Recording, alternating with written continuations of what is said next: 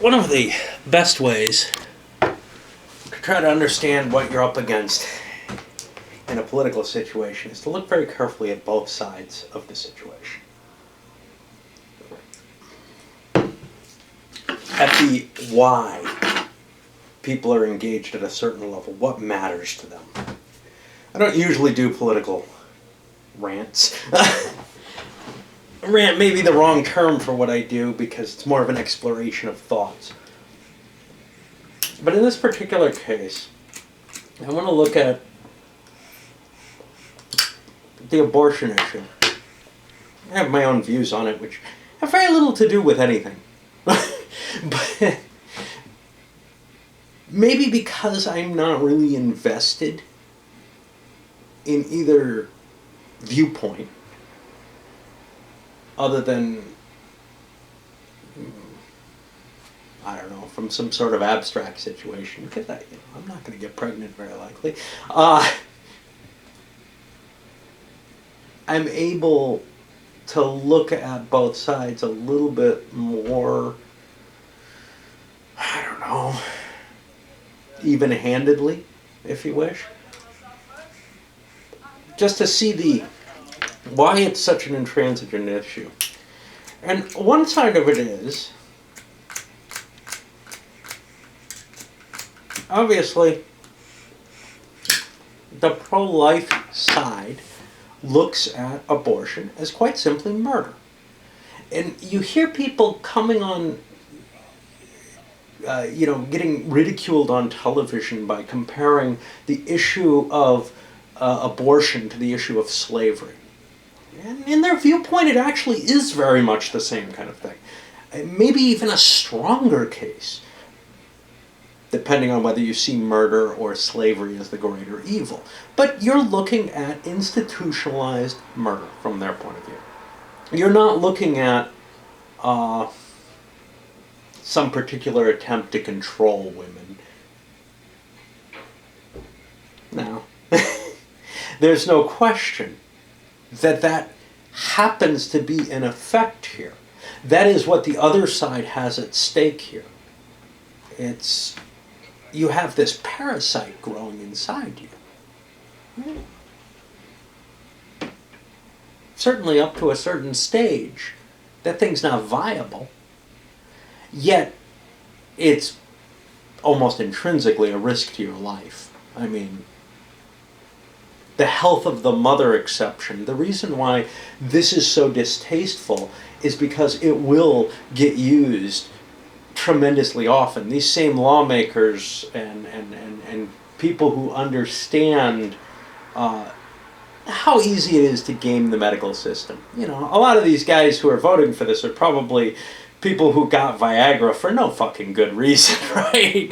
They understand if you have money, you can get whatever you like in the medical system, more or less. You can get your drugs like Rush Limbaugh does, so he quite well understands that women who want to be rid of a baby can get, or a fetus, whichever term you'd rather, I don't really care, can get an exemption. Their life's in danger. It's very easy to game the medical system. So it's absolutely imperative for them.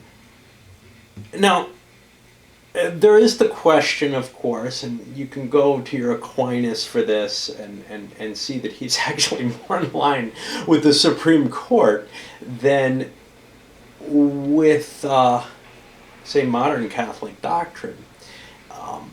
And say, okay, we can split a hair here and say there's a certain point at which there's this line crossed between some potential human being and an actual human being. You can't draw that line, though, when you're talking about the sort of parasitic view.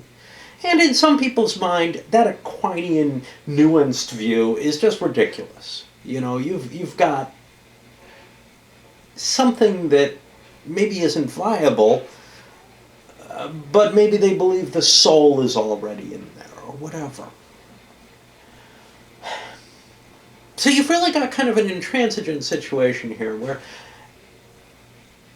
if anything, it is the compromise situation. The situation that maybe the majority kind of holds to. That abortion should be safe, legal, and rare. Because it is a bad thing, right? In some way to enough people. That's almost an unacceptable parameter to put on it.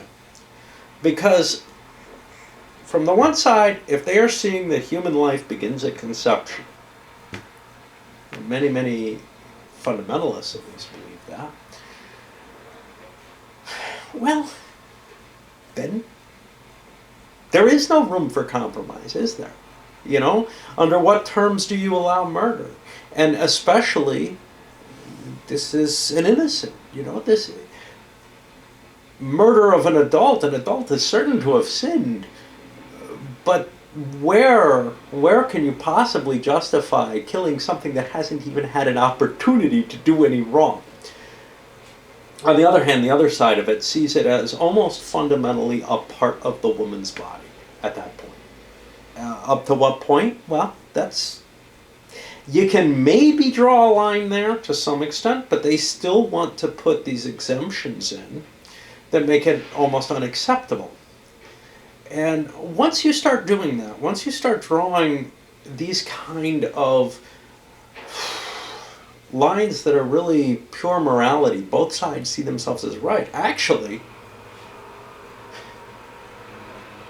very few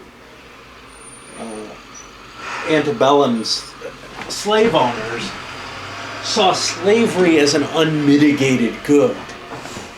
Many thinkers in the South, at least before the cotton gin made it the economy, kind of viewed slavery with a great deal of distaste. It was a terrible thing in many Southerners' eyes, and many slaveholders' eyes. I mean, Jefferson was not terribly fond of slavery, yet he still kept his slaves and didn't even emancipate him on his death. Washington at least emancipated his. But isn't there something even more hypocritical about that in a sense? Yeah, I want this comfort for my life, but then they can be humans. I don't think that there is that moral gray zone for people on either side here. You could take a look at the anti-abortion, pro-life, whatever you want to call them, although I don't see them as particularly pro-life in general. They're pro-fetus life or something like that, but whatever you want to say. There's a weight and a value to controlling the terms, right? So let's try to eschew that by throwing them all into the bin and using them indiscriminately. I don't think there's any way that you can come to a compromise there. You know, everything in moderation, a little bit of murder is okay.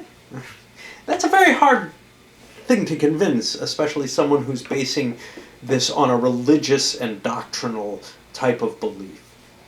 On the other hand, the idea of controlling your own body. Now, clearly technology could eventually offer a solution here. Do you want this thing? That's fine.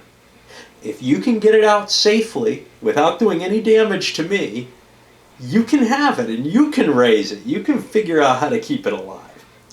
But it does seem an unreasonable burden, does it not?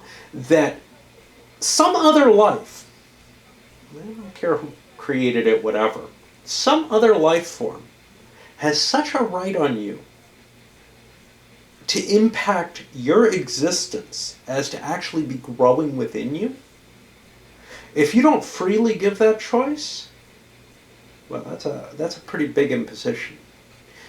Now, you could obviously say, look, there's birth control. Well, birth control goes wrong sometimes, but even excluding all that,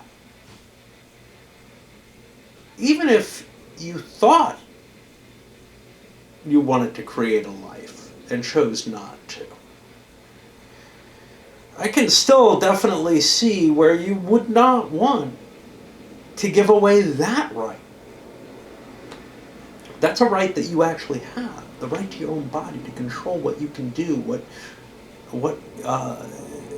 what you can allow inside of it, as it were, and to your medical decisions, etc. You're not going to convince these people either. So what you have is this really intransigent situation in the sense that, actually, if you look to the causes of the Civil War, you could say, well, look, there's a potential when you look at the American Civil War that had this played out for 20 more years without the war starting, slavery might have become obsolete. You were seeing industrialization to a large scale. You were seeing where industrialized laborers were actually costing on par with what slavery was costing, and maybe being kept in more hellish circumstances. It's hard to judge because, what worth freedom? But in terms of pure material circumstances, they were probably not too far apart. Long work hours, hideous living conditions, just no hope of rising above your standing. And the only thing that differs there is this immaterial of freedom. However, supply and demand and things along those nature were creating more value to labor. Labor was able to demand things in a way that slaves couldn't. And that might have prevented slavery from ever really being abolished without something as violent as either a massive slave revolt, which the South was terrified of, or more likely simply having it imposed on them. That society was very, very entrenched, and it would be difficult. But they did not, in general, defend it on moral grounds. They tried with, it's not as bad as the northern workplaces. Well, okay, but give it 40 years, and it would have been as bad if something hadn't changed. In this case, though, I see little hope for anything except for the technological circumstances which allow a fetus to be extracted without danger and kept alive somehow. From a utilitarian purpose, obviously, that kind of expensive medical procedure to bring another life into this overpopulated world, and it really is. I mean, even the United States with its broad expanses, from that kind of standpoint, as to the overall happiness of the many, clearly it's not a good choice, right? Fertility treatments are not a good choice, right? They just don't make sense for the overall value. And of course, from the individual, well, someone who wishes children, you could say, well, that freedom to be able to have children is an important bonus. But, well, you, on those same terms, wouldn't want to force someone to have children, either through a rape-type mechanism or, if they're already pregnant, by forcing them to carry it to term. So from the kind of either your utilitarian or more egoistic principles, you immediately say, well, Nietzsche and Mills would both side with the pro-choice, anti-life doesn't really seem to fit, but pro-abortion side of the argument. But that doesn't do anything for the person who believes essentially that the Word of God is contained here and it's clear that this is not a good thing, even though it's not clear in the Scripture or anything that abortion is a bad thing. Certainly practiced back then. So this becomes more of a interpretation issue, which in most cases means someone else is telling you, or you're just relying on your gut feeling this is wrong. But when you have a societal construct like a religion, which agrees with you and tells you this is wrong, that's a very, very powerful force.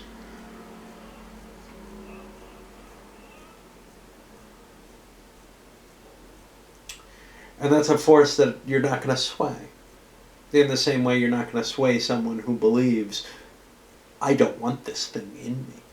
Just like I don't want cancer in me, or I don't want a tapeworm. I don't want this thing in me. And you might say, well, that's ridiculous comparing this to a tapeworm or cancer. Yeah, no more ridiculous than comparing it to murder when you commit an abortion. It's the same kind of thing. It's based on these very, very fundamental beliefs. And I don't think that there can be a compromise in the issue. I don't think there can be a compromise in the issue of whether gays can marry. Or for that matter, you could marry your toaster if you happen to be one of those few people who really believes in love of inanimate objects or something. All right, to be more fair, in non-monogamous, permanent relations between adults, totally consensual. It's an extension that I think is indeed bound to happen along the route that we're going.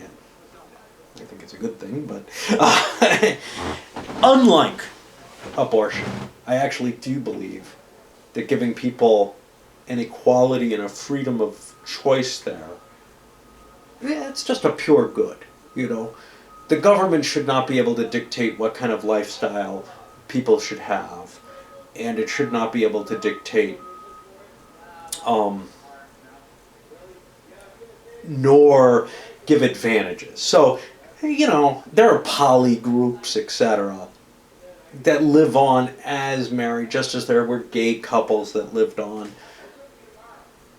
But that's not quite the same. You're not getting, there's state-sponsored benefits to a married couple for not a lot of good reasons that I understand. Of course, Bill O'Reilly would disagree, and many on the right would say, no, there's a fundamental reason why you want to give this benefit and this particular set-aside to men and women on the off chance that they're fertile and will have children. I have to go into, it's a totally different rant. I think, though, you're seeing a conversion of people who meet and begin to see that these gay lifestyles aren't destroying the fabric of society completely. But abortion isn't about this fabric of society argument. It's about something that does seem like a clear wrong to one segment of the population. And about something that seems a clear harm inflicted on another segment of the population. No, let's change that. Because I'd say in both cases, that's the truth. So what you have here is whether or not this fetus has any rights. Is it a human being in any sense of the word? And if it is that at a barrier? If there is a barrier, well, to what degree do I have the right to not be imposed upon as the woman carrying a child? If I'm swimming out at sea and my friend is clinging to me and we're both going to drown, can I push my friend off and let him drown because I know I can swim? It's a terrible choice to have to make, but that's not unreasonable. If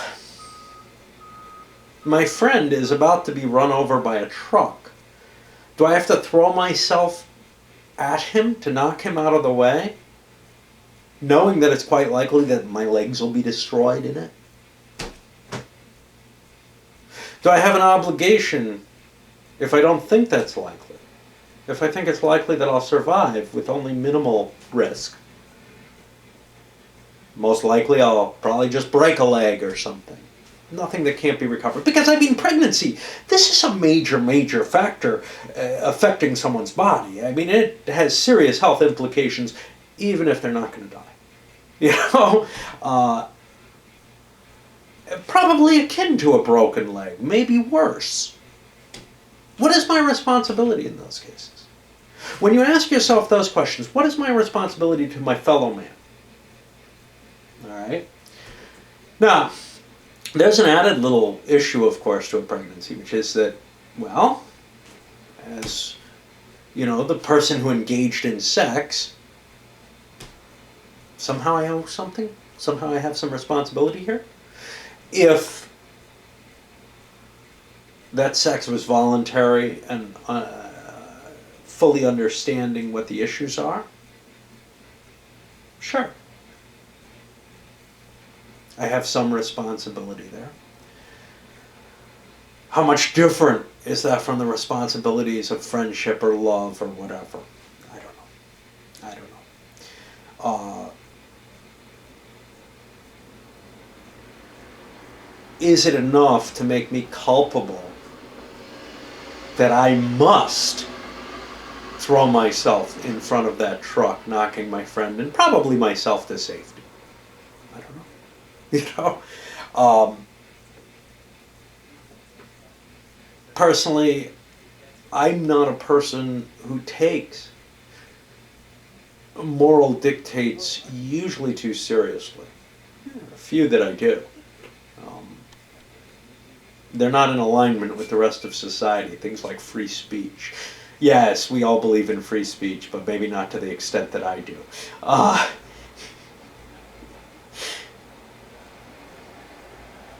And I'm not sure why I do.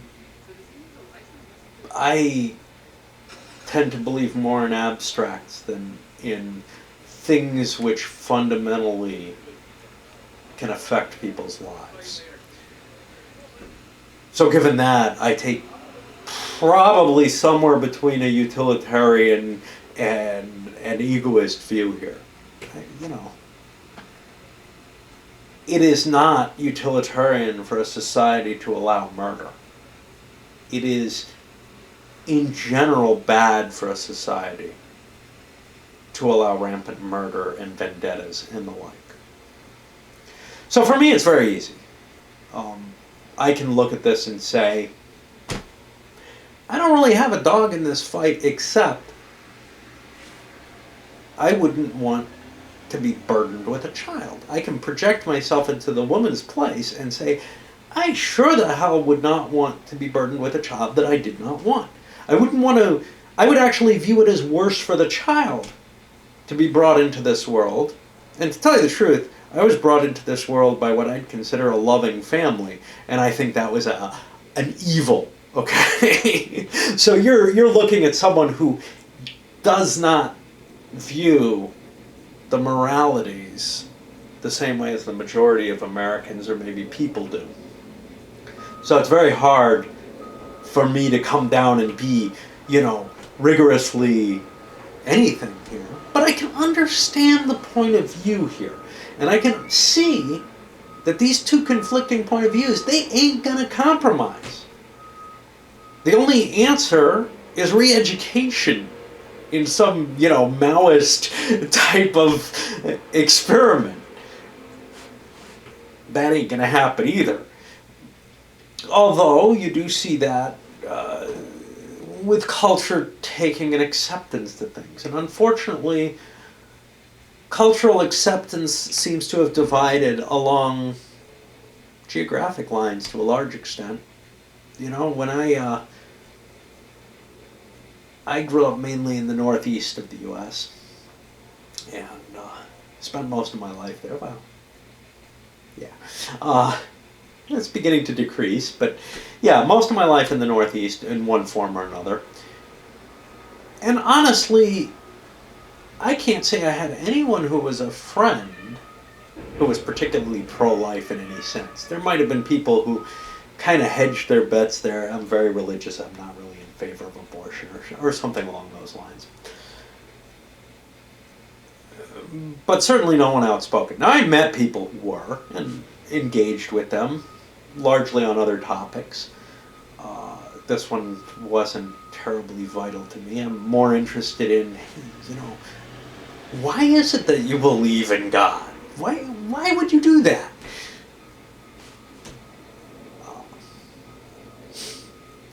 But,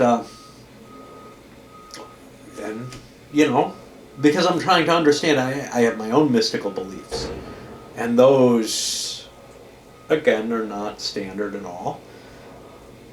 Not by any stretch of the imagination. I mean, I'm not some pagan or anything either. I'm almost indefinable. I'm a mystic. I seek my own path. But I almost view it as bullshit all the time. And I can't understand subordinating your own senses to any external on this.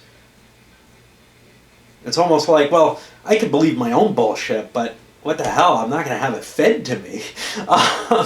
My shit doesn't stink, everybody else's does, right? And that's very much what it is. It doesn't survive critical analysis any better. But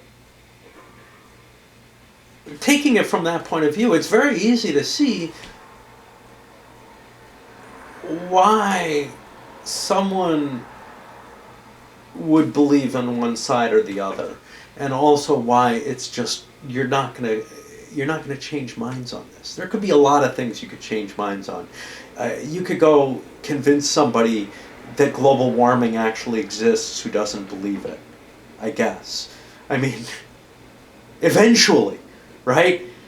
When their town sinks, maybe they'll start believing. Or you can convince people who believe in global warming that, hey, here is proof that the scientists cooked it all up. Conceivably. We're just not there yet. But I have no idea how you convince somebody that what they think is murder ain't really murder. Or how they think what is their body isn't really their body. Because that's what it's got to come down to. It's got to be one of those that you convince them of. This ain't my body anymore, or no, that baby isn't really a human anymore. You've convinced me that it's not human. How do you do that?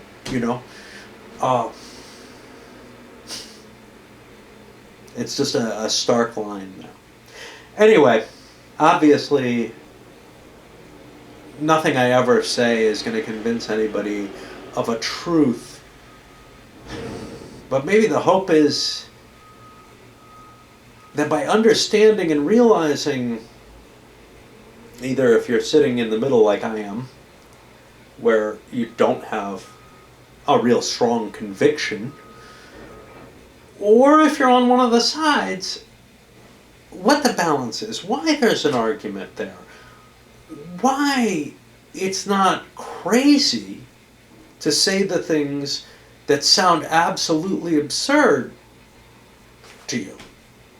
Why it's not crazy to say, this is control of my own body. It seems obvious it's my own body. Or why it's not crazy to say, look, that's a human being and an innocent one. How can you kill it? It seems obvious that's what it is. Well, it ain't so obvious. That's the point. Neither side is so obvious. Clearly, there's enough of a divide there. And it's not just a matter of convenience on one side. It's not. When you truly believe that this is something that is part of you, it is part of you. Just like when you truly believe that's a human being there. It is a human being to you. There's nothing that can be easily swayable there. And so you can understand why you've got bleeding Kansas again. And people willing to murder. And yeah, that's what you're doing when you're doing it. To murder because you think that worse murders are being created, are being caused en masse in an industrial type situation by doctors. The other side doesn't have to go to that extreme. They have to move. That's all. So you don't see the same kind of fanaticism there, but you have the same strength of purpose in terms of belief. So what do you have? Well, you have the red states getting redder and the blue states getting bluer. And that's what happens in everything, because there's almost this across the spectrum acceptance. The only thing that can be hoped for is that states like Georgia and North Carolina start becoming attractive enough in other things that maybe people move there and sway them. Or vice versa. I don't know what could happen to New York, but that, maybe the big urban centers collapse so badly that upstate New York, which isn't entirely anti-abortion. In fact, it's still pretty liberal on that matter, although they elect Republicans regularly, would somehow, gain control, that we'd regress to some agrarian society. But when you look at sort of the patterns, the fact that urbanized areas where the opportunities are more likely to become more liberal, you do begin to see that in general, I think the tendency is going in the pro-liberal direction on a whole slew of issues. On this one's a tougher one than most because of the religious factor. There are liberals who, I assume, are fairly pro-life still. Probably not too many, though. Anyway. And there are certainly economic conservatives who are from the libertarian side who are not in the least pro-life.